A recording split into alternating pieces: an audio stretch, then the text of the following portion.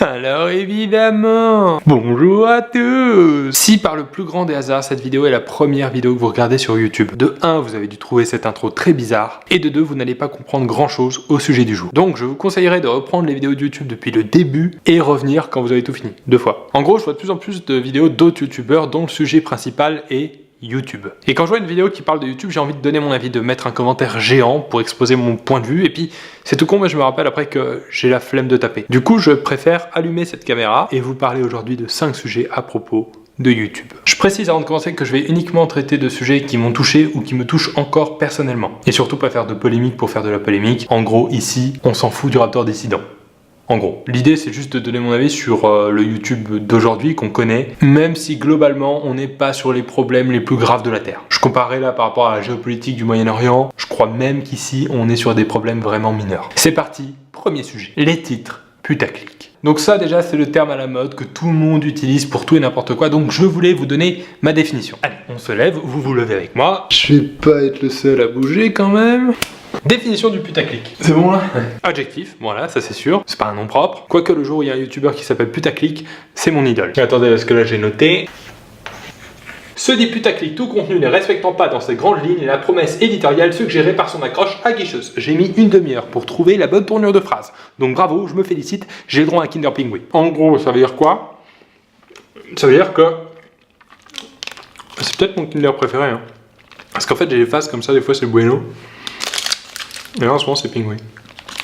En gros, d'accord, du chocolat. En gros ça veut dire qu'une vidéo peut avoir une accroche aguicheuse, un titre ou une vignette avec une actrice X, pas de souci. Mais il faut que derrière le contenu respecte ça, faut pas qu'il y ait un sentiment d'arnaque quand on le regarde. Par exemple ma vidéo sortie avec une actrice porno, c'est accrocheur, j'en conviens, mais derrière la vidéo traite du sujet. Donc c'est pas un titre putaclic. La vidéo du million que j'ai appelée de 0 à 1 million, qui était une référence à une chanson de Drake, ça personne ne l'a vu, évidemment. Bah j'aurais pu être un peu plus accrocheur dans le titre, j'aurais pu l'appeler il rate son million et finit seul sa bouteille de champagne. Et même là, ça aurait pas été putaclic, puisque c'est malheureusement ce qui m'est arrivé. Après que les thèmes de mes vidéos soient un peu racoleurs, ça, c'est encore autre chose. Je dis pas le contraire, je suis le racoleur des lilas. Référence à Gainsbourg, hein. Il faut suivre au niveau des références, parce que là on va se perdre. Gainsbourg qui était lui-même un peu putaclic à l'époque.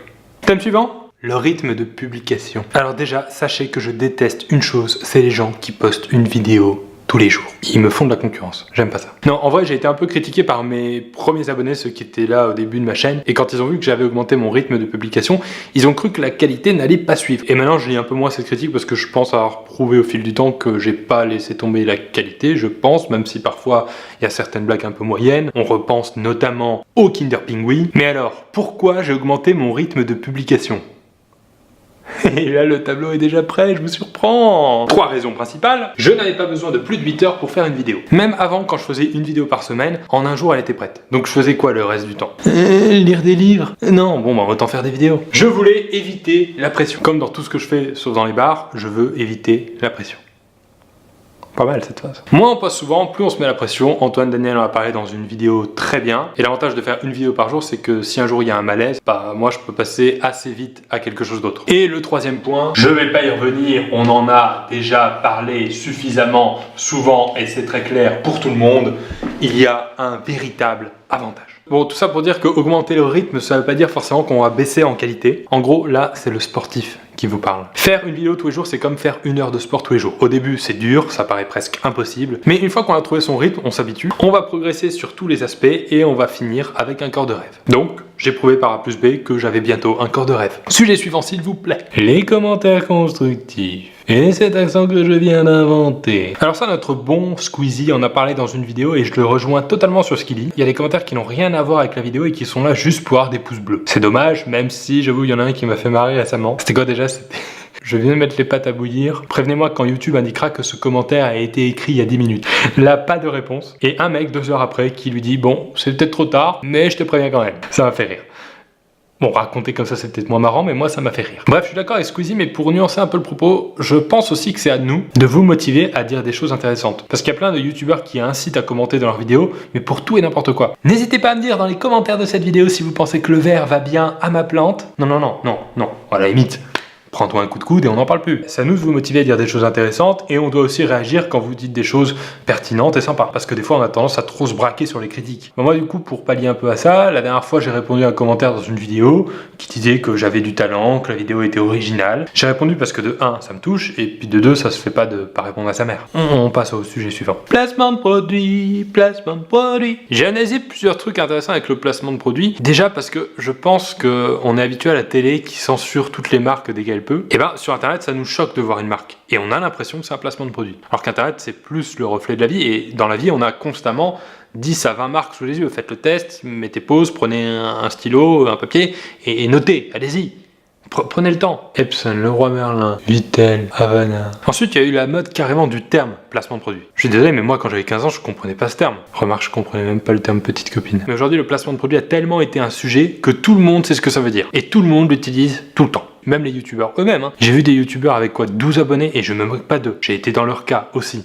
Pendant trop longtemps. Mais ils sont là, ils font leur vidéo, ils boivent un coup et ils disent c'est pas un placement de produit hein. On se doute bien que les mecs en remarketing chez Red Bull, ils se sont pas dit bon, cette année, on change toute notre stratégie. On arrête les sponsors d'écuries de Formule 1, on arrête les athlètes de haut niveau, on va se concentrer cette année uniquement sur les youtubeurs de 10 à 15 abonnés. Est-ce que c'est clair? Cela dit, encore une fois, pour nuancer mon propos, je sais pas si c'est propre à ma chaîne parce que je m'efforce de vous dire à chaque fois qu'il y a un placement de produit, de vous l'expliquer, de vous expliquer en quoi c'est bien pour vous. Mais depuis quelques temps, vous réagissez de manière beaucoup plus intelligente aux opérations sponsorisées. Et c'est cool parce que ça nous permet de faire des choses plus créatives. Et vous arrêtez de dire placement de produit dès que vous voyez une marque. Ça c'est bien. Parce que sinon, le pauvre Kinder Pinguin, il va prendre cher aujourd'hui. Hein. Je suis en train de me le finir. Hein. Non, pour le coup, vraiment, vous vous êtes calmé au niveau des critiques sur le placement de produit. Alors j'imagine que le jour où j'en fais un mauvais, vous saurez me le dire. Mais en attendant, je suis très fier de vous. Voilà, c'est dit avec un petit peu de pudeur. Et le dernier sujet, très très longue cette vidéo, le vlog c'est de la merde. Non, non, non, non.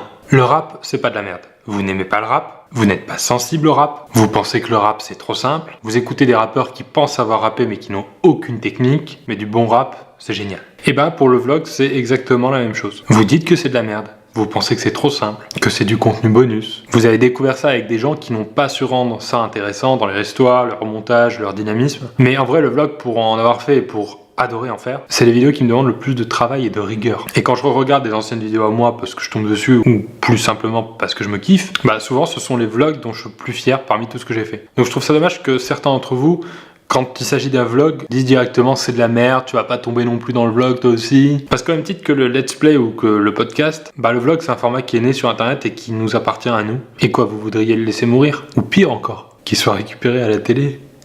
Franchement, laissez-lui une petite chance, non? Voilà, j'espère que cette vidéo vous a plu. J'ai tout donné pour parler de choses qui me tenaient à cœur en essayant d'être le moins chiant possible. Si vous voulez qu'on en parle, c'est ici avec grand plaisir. Dites-moi si vous trouvez que le vert est une couleur qui va bien à ma plante. Et surtout, ça sert à rien de vous faire passer pour ma mère pour que je vous réponde. Merci.